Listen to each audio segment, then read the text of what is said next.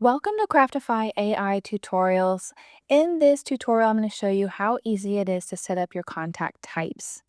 Now, to get to the contact type section in your settings, you will go to your settings area here and then come all the way down to the bottom of the page. You'll see contact types. Now, here are the contact types that I've already placed in, and then also some extras that I've already added. So automatically, you're going to see lead, customer, and other. That's standard in all of our Craftify AI profiles, but you can start to add your own types of contacts here to make it even easier for you to personalize your contact types. So it's as easy as just clicking New Contact Type, and here you can put a name on whatever you would like here. So I'm just going to say that these contacts are conference contacts. Okay. Go ahead and click save.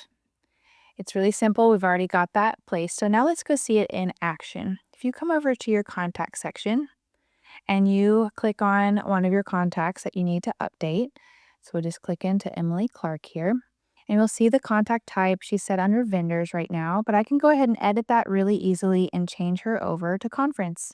Say you met this person at a conference, or anyway, it's just a category to show you how this works and how easy it is. Now, if you're in a contact area, you can also go into making a new contact. And right here at the top, under contact type, you'll see the different options that we've created here. Now, if you are needing a new contact type, instead of having to go all the way back into settings while you're already here into your contact section, you can also choose to create a new contact type directly from here right into your Craftify AI contact section. So it's just as easy as that.